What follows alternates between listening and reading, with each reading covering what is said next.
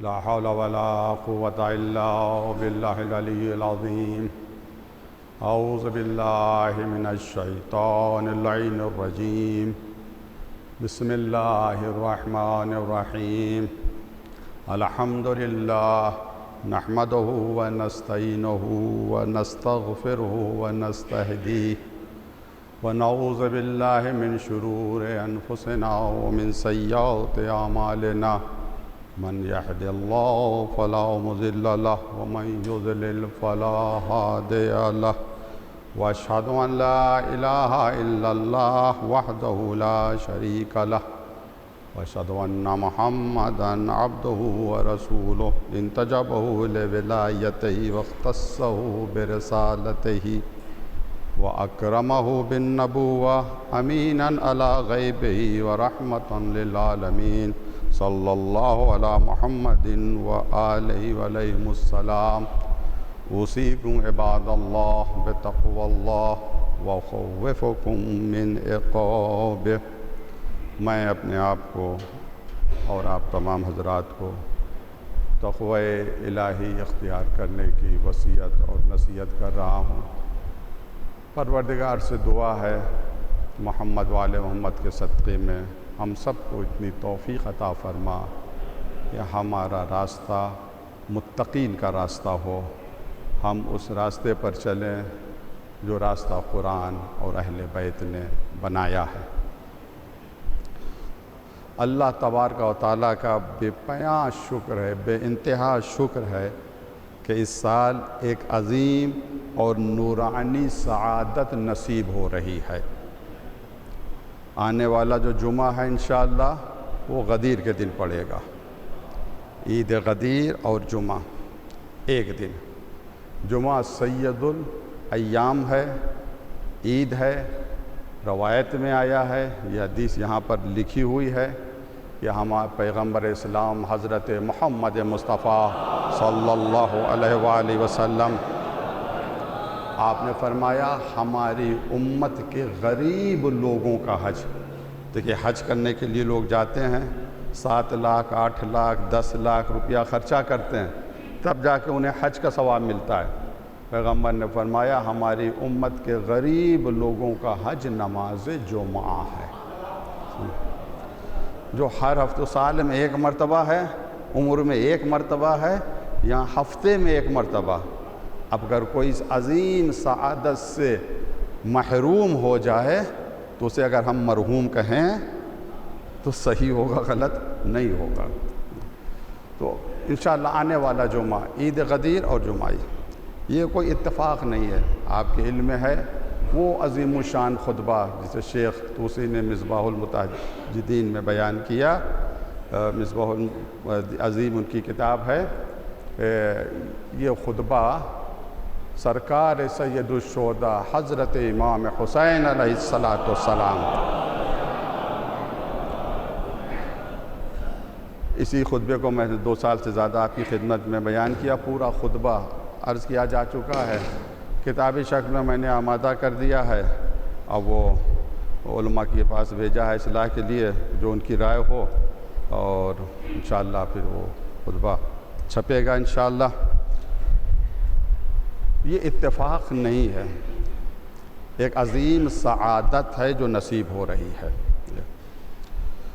کیونکہ امام حسین نے فرمایا کہ اتفقا، لفظ اتفاق پہ میں بحث کر چکا ہوں، یہ ہمارا والا اتفاق نہیں ہے تو بائی چانس ہو گیا، یہ ایک الہی منصوبہ تھا۔ پھر بعض سن امیر المومنین امام علی کے زمانے میں غدیر و جمعہ ایک دن پڑھی، وصعد المنبر، آپ منبر پر گئے کہ عظیم الشان خطبہ آپ نے ارشاد فرمایا اللہ کی حمد کی لم یسمع بمثلہ، اس طرح کی اللہ کی حمد کبھی علی کی زبان سے کسی نے نہیں سنی تھی۔ اسی خطبے میں امام فرماتے ہیں، مولا کائنات فرماتے ہیں ثم ان اللہ تعالی جمع لکم معشر المؤمنین، پھر اللہ تبارک و تعالی نے تمہارے لیے، اے گروہ مؤمنین، لکم تمہارے لیے، فی ھذا الیوم آج کے دن اللہ نے تمہارے لیے جمع کر دیا ہے عیدین عظیمین کریمین کبیرین، 2 بڑی عیدوں کو جمع کر دیا ہے۔ لا یقوم احدہما الا بصاحبہ، یہ ایک دوسرے کے بغیر مکمل نہیں ہیں۔ یعنی عید جمعہ اور عید غدیر ایک دوسرے کے بغیر مکمل نہیں ہے، دونوں کا چولی دامن کا ساتھ ہے۔ افسوس یہ ہے کہ کسی نے جمعہ لے لیا، غدیر کو چھوڑ دیا، کسی نے غدیر کو لے لیا، جمعہ کو چھوڑ دیا۔ کامل وہ ہے جس نے دونوں عیدوں کو اپنایا ہے، عید جمعہ کو بھی اور عید غدیر کو بھی۔ عید غدیر ولایت ہے، امامت کا پیغام ہے، اور عید جمعہ یہ اس میں عبادت کا مظہر پایا جا رہا ہے۔ دونوں ایک دوسرے کے مکمل کرنے والے ہیں، ایک دوسرے کے ساتھی ہیں، دونوں میں کوئی تعارض اور ٹکراؤ نہیں ہے۔ اور یہ کس نے فرمایا کہ آج اللہ نے تمہارے لیے دو عیدوں کو جمع کر دیا؟ اس علی نے فرمایا کہ جس کا یہ کہنا ہے ما للہ آیت اکبر منی، اللہ کی کوئی بھی نشانی، کوئی بھی آیت علی سے بڑھ کر نہیں ہے۔ آیت العظمیٰ علی ہیں، اللہ کی سب سے بڑی آیت امام علی وہ کہہ رہے ہیں، دو عظیم۔ اچھا ایک جملے پر غور کریں، معشر المؤمنین، لکم تمہارے لیے، اے مومنوں تمہارے لیے، اس کا مقصد جمعہ اور غدیر کا تعلق مومنوں سے ہے، اور لکم کا دائرہ بہت وسیع ہے، ایسا نہیں ہے کسی اسی زمانے کے مخاطبین کے لیے یہ ہے لکم، نہیں، صبح قیامت تک ہونے والے مؤمنین کے لیے یہ سعادت ہے، اور عظیم سعادت ہے۔ یہ کیوں جمع کیا، اس کی علت مولا کائنات نے بتائی، تفصیل سے میں عرض کر رہا ہوں، آج صرف تھوڑے سے اشارے کرنے ہیں یاد دہانی کے لیے۔ کیوں، کس وجہ سے اللہ نے تمہارے لیے غدیر اور جمعے کو جمع کر لے؟ یکملا عندکم جمیل صنع، تاکہ اس کی خوبصورت عنایت، اس کی خوبصورت عطائیں تمہارے لیے مکمل ہو جائیں۔ غدیر میں کیا کہا؟ الیوم اکملت لکم دینکم، غدیر میں دین مکمل ہوا، اور غدیر جمعے کے دن پڑھی تو تمہارا ایمان مکمل ہو جائے گا۔ اس کا مقصد ہے نماز اور ولایت دونوں ایمان کے مکمل کرنے والے ہیں، انہی کے ذریعے وَيَقِفَكُمْ عَلَىٰ طَرِيقِ رُشْدٍ، اس وجہ سے غدیر اور جمعے کو جمع کیا تاکہ تمہیں اپنے ہدایت کے راستے سے آگاہ کر سکے۔ اس کا مقصد ہے غدیر اگر مرکز ہدایت ہے تو اس مرکز ہدایت کا راستہ جمعے سے جاتا ہے۔ یہ بیان کیا جائے گا، بہت ہی اہم ہے نماز جمعہ۔ وَيَخْفُو بِكُمْ آثَارَ الْمُسْتَزِيِّنَ بِنُورِ ہدایتہ، اور تمہیں ان لوگوں کے نشانات پر چلائے، نقش قدم جسے کہتے ہیں، جنہوں نے اللہ کے نور سے نورانیت کو حاصل کیا۔ وہ کون ہیں؟ وہ اہل بیت علیہ السلام ہیں۔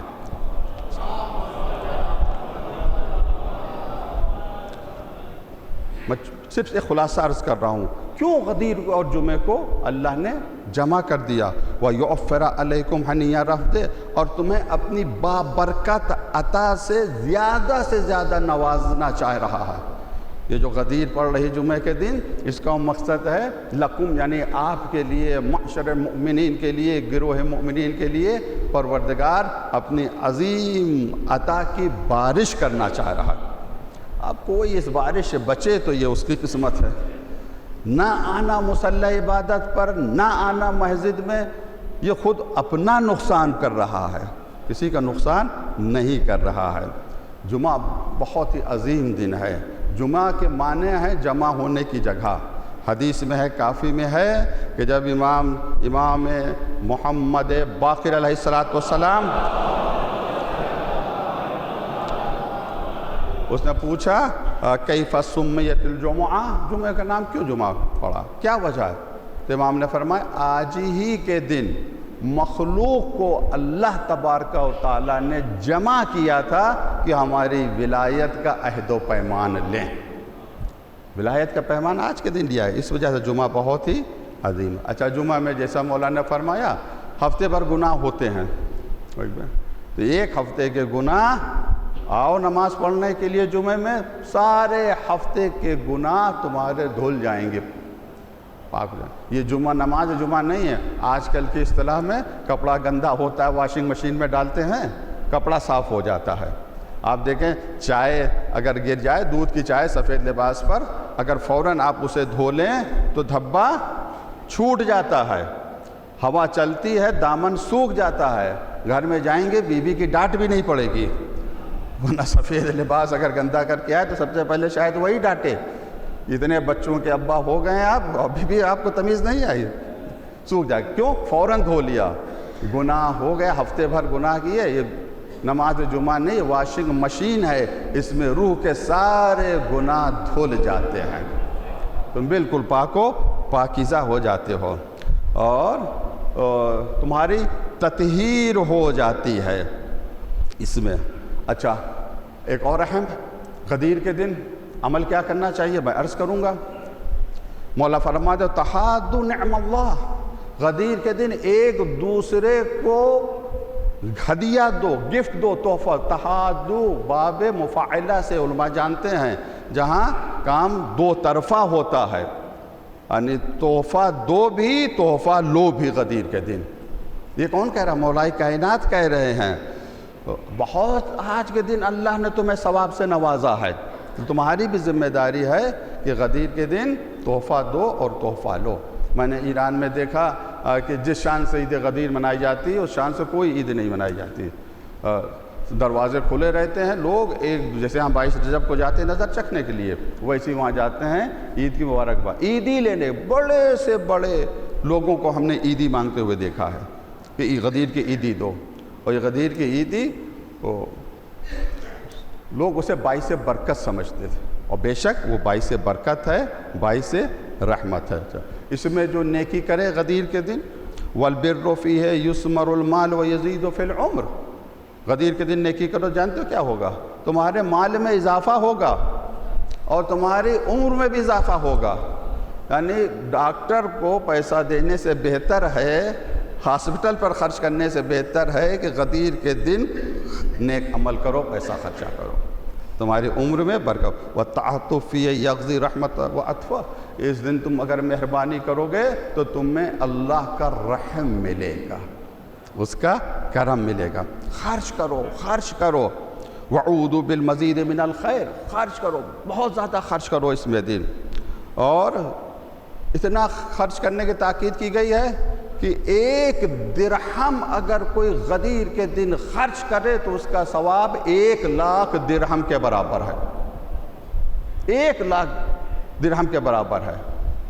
اتنا منافع دنیا کا کوئی بینک نہیں دے سکتا، لیکن ہاں جب خرچ کرو تو تمہارے ذہن میں رہے وَسَعُوا بِكُمْ ضُعَفَاؤُكُمْ فِي مَأْكَلِكُمْ، جو تم نظر و نیاز کرو گے، جو کھانے کا دسترخوان بچھاؤ گے، اس میں ضعیفوں کو، کمزوروں کو، غریبوں کو، فقیروں کو دسترخوان پر جمع اور مساوات کے ساتھ۔ یہ مولا کائنات نے فرمایا ساووا بکم، مساوات سے کام لو۔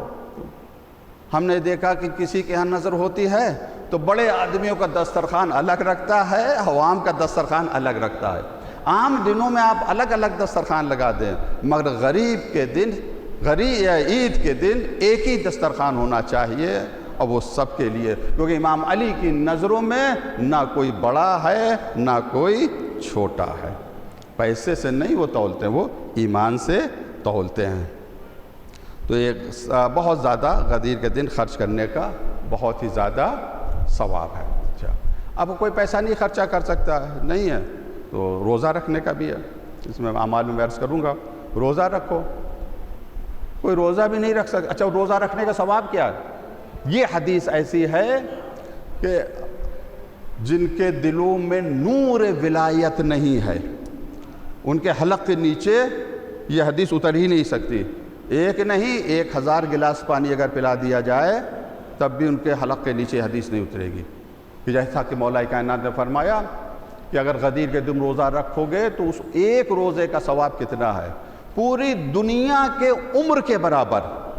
یہ دنیا کی عمر کتنی ہے خدا جانتا ہے، پوری دنیا کی عمر کے برابر، کہ پوری عمر میں اس میں کوئی روزہ رکھے اس کا ثواب ایک طرف اور غدیر کے روزے کا ثواب ایک طرف۔ اب یہ حدیث سب کی سمجھ میں پوری دنیا کو، وجہ کیا ہے؟ شکم مادر میں بچہ ہے، اگر کوئی اس سے کہے کہ تم جس دنیا میں ہو اس دنیا سے تم باہر آؤ گے تو ایک بہت بڑی دنیا تمہیں ملے گی، تو جو شکم مادر میں کتنا تصور کرے گا کتنی بڑی دنیا ہے؟ تو جو ابھی شکم مادر میں ہے وہ آخرت کا تصور نہیں کر سکتے ہیں۔ ہمیں یقین ہے، ہمارا ایمان ہے، چونکہ مولا کائنات نے کہا کہ پوری دنیا کی عمر کے برابر ثواب ملے گا، تو انشاءاللہ ملے گا۔ یہاں کا حساب کچھ اور ہے، وہاں کا حساب کچھ اور ہے۔ میں جلدی اعمال غدیر آپ کے حوالے کر دوں۔ اس دن غسل کرنا مستحب ہے، زوال سے پہلے غسل کریں۔ روزہ رکھنا مستحب ہے، روزے کے لیے میں نے آپ کے سامنے عرض کیا ہے، اور اس کے لیے حدیث بھی میں نے آپ کے سامنے عرض کر دی ہے۔ اچھا، روزے کا بدل بھی ہے، اگر کوئی روزہ نہیں رکھ سکتا ہے تو اس کا بدل یہ ہے، اس کا عوض یہ ہے کہ کسی روزے دار کو افطار کروا دے، ثواب وہی ملے گا۔ جو روزے دار ہے اس کو افطار کرا دے، وہی ثواب ملے گا۔ افطار کا ثواب بہت ہے۔ مولا نے فرمایا من فطر مومنا فی لیلتہ فکأنما فطر فیاما، جس نے کسی مومن کو افطار کیا اس نے فیام سے مراد جب مولا سے پوچھا گیا تو آپ نے فرمایا کہ ہزاروں لاکھوں شہید اور انبیاء نیک لوگوں کو، ایک مومن کو اگر کسی نے افطار کرایا غدیر کے دن روزے کا، گویا اس نے لاکھوں انبیاء اور لاکھوں صدیق اور لاکھوں شہید کو افطار کرایا۔ پھر زیارت ہے، زیارت امیر المومنین غدیر کے دن خصوصی زیارت ہے، ایک خاص زیارت ہے 10ویں امام علیہ السلام کی، اس میں بے انتہا فضائل ہیں۔ اس زیارت کو ضرور پڑھیے گا۔ اس زیارت کا صرف ایک جملہ میں آپ کے سامنے عرض کروں۔ امام فرماتے اشبہت فی البیات علی الفراش الذبیحہ، آپ مشابہ ہو گئے سونے میں بستر پر، کس کے مشابہ ہو گئے؟ ذبیح کے مشابہ ہو گئے، یعنی جناب اسماعیل کے مشابہ ہو گئے۔ جناب اسماعیل نے جس طرح سے قربانی دی، اب نے آپ کو اللہ کی راہ میں پیش کیا، ویسی قربانی شب ہجرت آپ نے دی، مگر دونوں قربانی میں ایک فرق ہے۔ جناب اسماعیل کی قربانی کا جب مرحلہ آیا تو جناب اسماعیل نے فرمایا ستجدنی انشاءاللہ من الصابرین، آپ انشاءاللہ مجھے صبر کرنے والوں میں سے پائیں گے۔ اور جب مولا کائنات کی قربانی کا مرحلہ آیا، پیغمبر نے کہا علی آج کی رات تم میرے بستر پر سو جاؤ۔ ایک سوال کیا، اے اللہ کے رسول کیا میرے سو رہنے سے آپ کی جان بچ جائے گی؟ ہاں علی ایسا ہوگا۔ علی نے اپنا سر سجدے میں رکھا، پیشانی کو سجدے میں رکھا۔ مورخین نے لکھا تاریخ اسلام کا پہلا سجدہ شکر ہے جو علی بن ابی طالب نے شب ہجرت میں ادا کیا۔ مصیبت پر صبر کیا جاتا ہے، نعمت پر شکر ادا کیا جاتا ہے۔ شکر ادا کیا مولا کائنات ہے۔ تو زیارت ہے، زیارت کو ضرور پڑھیے گا۔ نماز ہے، نماز کے حوالے سے تفصیل سے میں آپ کے سامنے عرض کر چکا ہوں، فرادہ ہے یا جماعت کے ساتھ ہے، جتنے اقوال ہیں میں آپ کے سامنے عرض کر چکا ہوں۔ اس سلسلے میں اپنے مراجع کرام کی طرف رجوع کیجیے گا۔ ہم نے جو چھوٹی موٹی تحقیق کی ہے اس اعتبار سے اگر جماعت سے پڑھی جائے تو کوئی حرج نہیں ہے۔ تمام مطالب ہم تفصیل سے جمعے میں پڑھ چکے ہیں۔ ایران میں غدیر کی نماز جماعت سے کچھ علاقوں میں پڑھائی بھی جاتی ہے۔ اچھا، طریقہ جو ہے وہ نماز کا علامہ مجلسی نے ایک لکھا ہے، شیخ مفید نے لکھا ہے، وہ تو آپ کو دعاؤں کی کتابوں میں مل جائے گا۔ 7واں عمل ہے غدیر کے دن، وہ ہے دعائے ندبہ ہے، اسے ضرور پڑھیں۔ اور 8واں عمل دیگر منقول دعائیں ہیں، اسے پڑھیں۔ مبارکباد دیں ایک دوسرے کو، اور اس طرح سے الحمدللہ الذی جعلنا من المتمسکین بولایت امیر المؤمنین والائمہ علیہم السلام۔ ایک دوسرے سے ملے تو مبارکباد دیں۔ اگر عربی نہیں یاد ہے تو اردو میں ترجمہ کر کے حمد ہے اس اللہ کی جس نے ہم لوگوں کو اس راہ پر قائم کیا کہ جو راہ ولایت کی راہ ہے۔ متمسکین، تمسک کیے ہوئے ہیں، پکڑے ہوئے ہیں ہم لوگ ولایت امیر المومنین و اہل بیت علیہ السلام کی ولایت کو۔ 10واں عمل یہ کہ 100 مرتبہ اس دعا کو پڑھیں، الحمدللہ الذی جعل کمال دینہ و تمام نعمتہ بولایت امیر المومنین علی بن ابی طالب علیہ السلام۔ 100 مرتبہ اس دعا کو پڑھیں، حمد اس اللہ کی کہ جس نے دین کو مکمل کیا ولایت امیر المومنین علیہ السلام کے وسیلے سے۔ 11واں عمل ہے صیغہ اخوت، یعنی ایک دوسرے کو اپنا بھائی بنائیں۔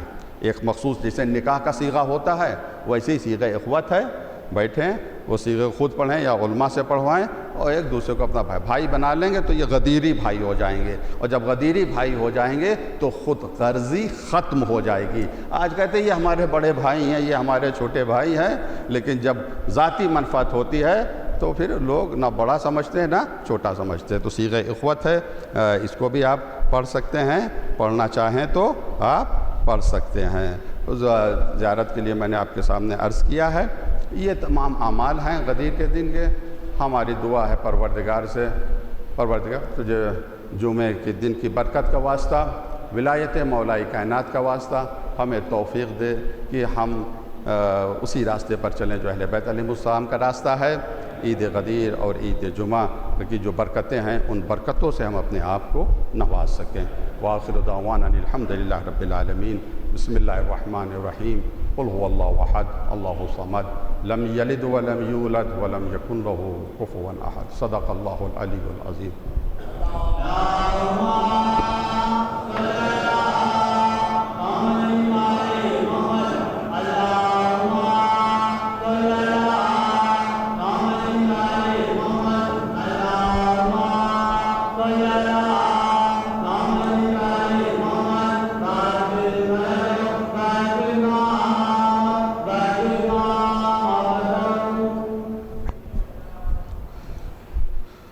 اعوذ باللہ من الشیطان الرجیم. بسم اللہ الرحمن الرحیم. الحمدللہ نحمده ونستعینه ونستغفره ونستهدیه ونؤمن به ونتوکل علیہ ونعوذ باللہ من شرور انفسنا ومن سیئات اعمالنا. ہم پناہ مانگ رہے ہیں اللہ سے، اپنے نفس کی شرارتوں سے پناہ مانگ رہے ہیں، اپنے اعمال کی برائیوں سے اللہ کی پناہ مانگ رہے ہیں. من یہد اللہ فلا مضل لہ، جسے اللہ ہدایت دیتے اسے کوئی گمراہ نہیں کر سکتا. من یضلل فلا ہادی لہ، جسے اللہ گمراہ کر دے اسے کوئی ہدایت نہیں دے سکتا. واشہد ان لا الہ الا اللہ وحدہ لا شریک لہ واشہد ان محمدا عبدہ ورسولہ ارسلہ بالہدی ودین الحق لیظہرہ علی الدین کلہ ولو کرہ المشرکون. اللہم صلی علی محمد عبدک ورسولک سید المرسلین وامام المتقین ورسول رب العالمین. اللہم صلی علی علی امیر المؤمنین وصی رسول رب العالمین عبدک وولیک وخی رسولک وحجتک علی خلقک وآیتک الکبریٰ ونبع العظیم. وصلی علی صدیقۃ الطاہرہ فاطمۃ سیدۃ النساء العالمین. وصلی علی سبط الرحمہ امام الہدی الحسن والحسین سید شباب اہل الجنہ.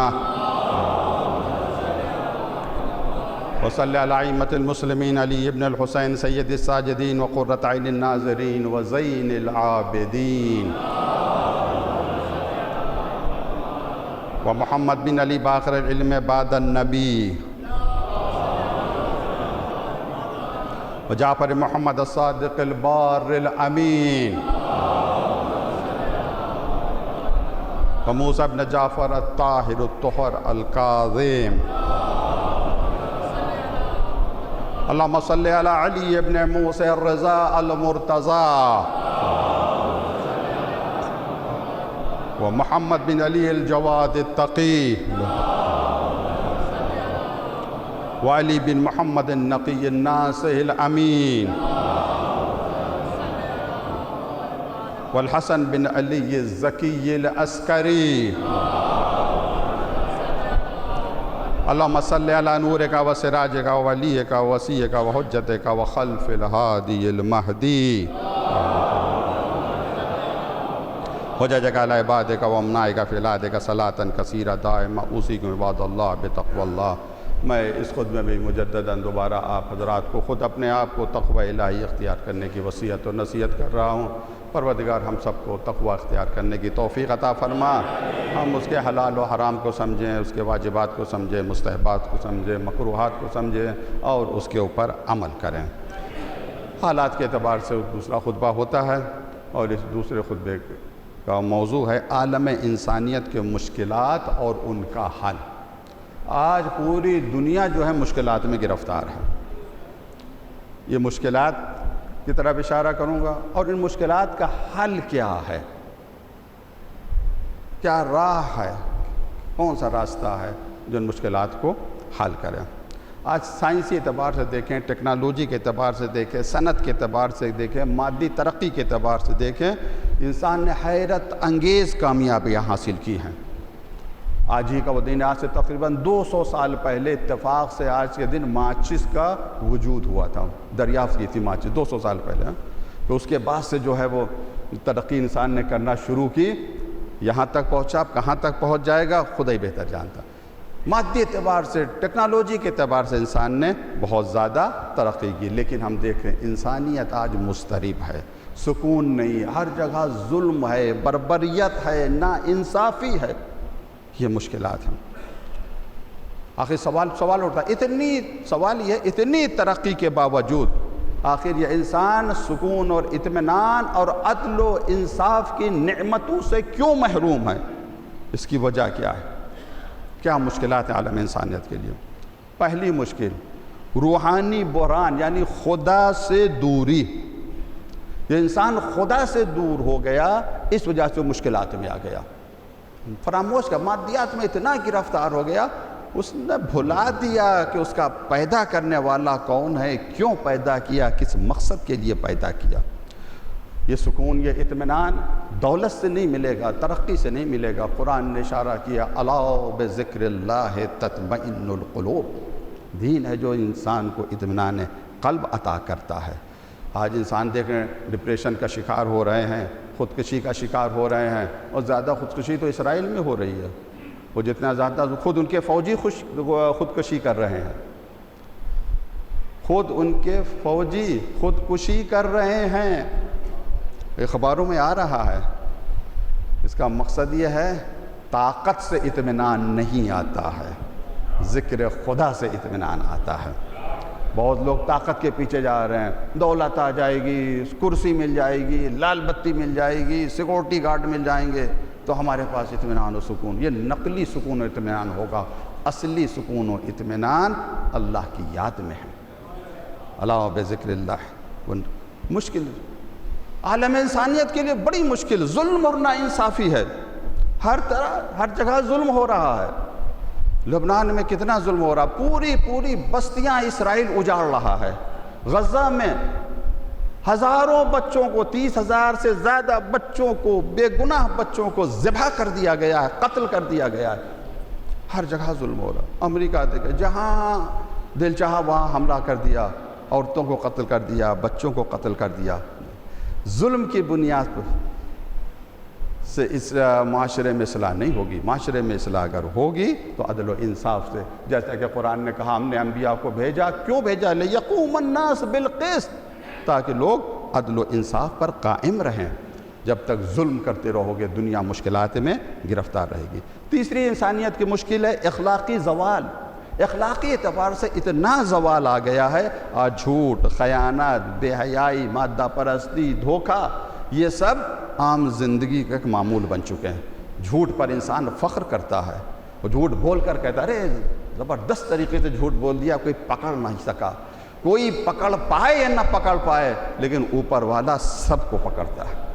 تم بچ کر نہیں جا سکتے ہو اگر جھوٹ سے تم نے کام کیا تو۔ اخلاقی زوال، خاندانی نظام کی تباہی، عالم انسانیت کے لیے خاندانی نظام ختم ہو گیا۔ کتنی طلاقیں ہو رہی ہیں، شادی ہوئی طلاق ہو گئی، باپ بیٹے سے ناراض، بیٹا باپ سے ناراض، بھائی بھائی سے ناراض، کیوں؟ کس وجہ سے؟ والدین کی عزت نہیں ہو رہی ہے، اولاد نافرمانی کر رہی ہے، بے پردگی، بے دینی، سب کے سب یہ سب ریزن ہیں، یہ اسباب ہیں عالم انسانیت کے مشکلات کے لیے۔ یہ اور جہالت اور گمراہی، یہ معراج کے اوپر پہنچی ہے، جہالت اور گمراہی۔ جاہل اپنے آپ کو عالم سے کہہ رہا ہے، جو گمراہ ہے وہ اپنے آپ کو ہدایت کے راستے پر۔ آج یہی دیکھیں، میں نے خطبے میں عرض کیا کہ غدیر کے دن 1 درہم کوئی خرچ کرے اس کا ثواب 1 لاکھ کے برابر۔ مولا نے کہا کھلاؤ غدیر کے دن کھانا جتنا کھلا سکتے ہو۔ امام حسن نے دسترخوان بچھایا تھا غدیر کے دن جیسا خطبے میں، لٹاؤ جتنا لو، یہاں کوئی منع نہیں کیا تم نے۔ لیکن جہاں شریعت نے منع کر دیا ہے کہ وہاں پر لٹانا، یہ دین کے لیے لٹانا نہیں ہے، یہ اپنے نفس کے لیے لٹانا ہے۔ منع کر دیا، العقل عند حل المصیبہ من عمل الجاہلیہ، تو سیوم کا کھانا کیا ہے، یہ 40 کا کھانا کیا؟ نہیں، ہم کر کے رہیں گے، اپنا اسٹیٹس بنا لیا ہے۔ اور خاص کر جو نئے پیسے والے ہیں، نہیں ہم تو کریں گے چاہے کچھ بھی ہو۔ چھٹے امام نے منع کر دیا، ان کی بات تعویل کریں گے امام کے قول کی۔ جاہل لوگ تعویل کریں، ارے بھائی یہ امام کا قول ہے جب منع کیا ہے کہ مت کھاؤ مت کھلاؤ، بیچارہ بھی ابھی مرا ہے، گھر والے مصیبت میں ہیں، کہاں ہے تمہاری شرافت ہے انسانی کہ یتیم سسکیاں لے رہا ہے، تم اس کے دسترخوان پر بیٹھے ہوئے روٹیاں توڑ رہے ہو؟ کہاں گئی وہ شرافت، کہاں گئی؟ لیکن نہیں، جو نئے پیسے والے کیا جاہل ہیں اور ضد میں نہیں، ہم تو کر کے رہیں گے۔ جہالت کی بڑی بہن کا نام ضد ہے۔ نہیں اکڑ جاتے، ہم کون ہوتے، ہمارے پاس پیسہ، اپنا پیسہ خرچہ کر رہے ہیں۔ یہ وہی شخص کہہ سکتا ہے میں اپنا پیسہ خرچہ کر رہا ہوں جو اللہ کی بندگی سے نکل جائے۔ پیسہ ہمارا نہیں ہے، حقیقی مالک خدا ہے، بغیر اس کی رضا کے خرچ کرنا صحیح نہیں ہے۔ تو یہ جہالت و فکری گمراہی یہ بہت ہی زیادہ تعصب ہے، نہ جانے کیا کیا ہیں۔ اب آئیے، وقت نہیں ہے، ان مشکلات کا حل کیا ہے؟ یہ جو مشکلات میں نے آپ کے سامنے عرض کی، ان مشکلات کا حل کیا ہے؟ مشکلات کا حل یہ ہے کہ ہم توحید کا دامن تھام لیں، یقین رکھیں خدا کے وجود پر، وہ ایک ہے، اور جب ہم توحید کو مان لیں گے تو قیامت پر ہمارا ایمان مضبوط ہو جائے گا، اور جب قیامت پہ ہمارا ایمان مضبوط ہو جائے گا، جو بھی قدم ہم اٹھائیں گے تو نفس سے، ضمیر سے، ایک اندر سے آواز آئے گی، جو عمل تم کر رہے ہو یاد رکھو، ذرہ برابر اگر نیکی کی، قیامت کے دن تمہیں نیکی دکھائی جائے گی، ذرہ برابر تم نے اگر گناہ کیا تو گناہ تمہاری نظروں کے سامنے آئے گا، یعنی تمہیں کسی کو حساب و کتاب دینا ہے۔ ایمان ہو اللہ کے اوپر، توحید کے اثرات بہت ہیں، دل کا سکون، خوف سے نجات مل جاتی ہے اگر توحید کے اوپر ایمان ہو۔ آج ہم دیکھیں ایران کے اوپر حملہ ہوا، پوری دنیا کی بڑی بڑی طاقتیں جمع ہو گئیں، خبروں میں آیا تھا، ٹرمپ صاحب حیرت سے کہہ رہے تھے، کیا بات ہے، مجھے حیرت ہے، مجھے تعجب ہے کہ ایران کیوں تسلیم نہیں ہو رہا، ایران کیوں سرنڈر نہیں کر رہا ہے، اتنے بڑے بڑے ہم نے حملے کیے، قیادت کو ختم کر دیا، کیوں نہیں تسلیم؟ مجھے تعجب ہے۔ اس کی سمجھ میں نہیں آیا، وہ تعجب کر رہا۔ ہمیں کوئی تعجب نہیں ہے، ہمیں تعجب اس وجہ سے نہیں، ہمیں پتہ ہے جو قیادت ہے اس کا ایمان توحید کے اوپر ہے، اور توحید انہی کی سمجھ میں آ سکتی ہے جو کربلا کی راہ کے اوپر چل رہے ہیں۔ امام حسین علیہ السلام کے راستے پر چل رہے ہیں، انہی کی سمجھ میں اس کا دل کا سکون، خوف سے نجات، امید، صبر، امید اور صبر۔ کیوں ایران، کیوں حزب اللہ تسلیم نہیں ہو رہے ہیں؟ امید سب سے بڑا سہارا ہوتی ہے۔ ہر دروازے بند ہو گئے، ہمارے کیا مسل مشہور ہے، ڈوبتے کو تنکے کا سہارا۔ یہاں تنکا نہیں ہے، تنکے کا سہارا نہیں ہے، یہاں عروۃ الوثقی کا سہارا ہے، اللہ کی مضبوط رہے۔ لاکھ مصیبتیں آئیں، لاکھ پریشانیاں آئیں، لیکن امید کا دامن نہیں چھوڑتے۔ کیوں؟ اس وجہ سے ایک ہے جو ہمیں دیکھ رہا ہے، اس کی طاقت لا زوال طاقت ہے۔ امام زمانہ جب چاہیں گے ہماری مدد کریں گے۔ یہ ان کا ایمان ہے، یہ ان کا یقین ہے۔ تو ایک یہ کہ ہم لوگ ایک پھر عدل و انصاف، عالم انسانیت کی مشکلات کو حل کرنے کے لیے دو سی چیزیں ہیں۔ ایک ہے کہ ہم اپنی نفس کی اصلاح کریں، ذاتی اصلاح ہے، ایک ہے معاشرے کی اصلاح۔ مشکل یہ ہے کہ ہم معاشرے کی اصلاح کا بیڑا اپنے سر اٹھا لیتے ہیں اور خود کو بھول جاتے ہیں، خود اپنی اصلاح نہیں کرتے ہیں۔ پہلے خود اپنی اصلاح کریں، جب ہماری اصلاح ہو جائے گی تو ہمارا دوسرا قدم معاشرے کی اصلاح کے لیے ہوگا۔ امام علی نے سکھایا کہ کس طریقے سے اصلاح کی جاتی ہے، کس طریقے سے۔ امام علی نے ہمیں بتایا عدل کے راستے پر گامزن رہو۔ سگے بھائی کو بھی امام علی علیہ السلام نے محروم کر دیا، بیت المال سے زیادہ پیسہ نہیں دیا۔ امام علی نے سکھایا اگر عالم انسانیت، عالم بشریت ترقی کرنا چاہتی ہے، اطمینان و سکون سے رہنا چاہتی ہے، تو ضروری ہے عدل و انصاف کی راہ کے اوپر گامزن رہے، ظلم نہ کرے۔ امام علی نے سکھایا عدل کرو، اور امام حسین علیہ السلام نے ہمیں سکھایا کہ ظلم کے خلاف قیام کرو۔ جب تک ظلم کے خلاف قیام نہیں ہوگا، سماج میں عدل و انصاف کی حکومت قائم نہیں ہو سکتی۔ اور پھر امام جعفر صادق علیہ السلام نے ہماری رہنمائی کی، آپ نے فرمایا کہ ان دونوں مقصد تک تم اس وقت تک نہیں پہنچ سکتے جب تک علوم آل محمد کو حاصل نہ کر لو۔ یہ جو وقت نہیں ہے عدل اجتماعی، دولت یعنی حکومتیں چند ہاتھوں میں محدود ہو کر رہ گئی ہیں، سرمایہ چند لوگوں کے ہاتھوں میں محدود ہو گیا ہے، اور یہ چاہتے ہیں کہ ہم اس سرمایہ کو اپنے مٹھی میں رکھیں۔ تمام سسٹم کو اپنے اختیار میں لے رکھا ہے، قبضے میں لے رکھا ہے. اسی وجہ سے ظلم ہو رہا ہے. آپ دیکھیں 100 روپیہ اگر ہے تو 70 روپے جو ہے کچھ آدمیوں کے پاس ہیں، باقی میں پوری عوام کھا رہی ہے. یہ مشکلات ہیں. تو جب تک حکومتیں ظلم کرتی رہیں گی اس وقت تک دنیا میں امن قائم نہیں ہو سکتا. یہ جو جنگیں ہو رہی ہیں ظلم کی بنیاد کے اوپر ہو رہی ہیں. ہر انسان کو اس کا حق ملے. ظاہر سی بات ہے وہ اسلحہ کرنے والے، ان کا اسلحے کا کاروبار کرنے والے، تو ان کا تو کاروبار ہی چلے گا جب دنیا میں جنگیں ہوں گی.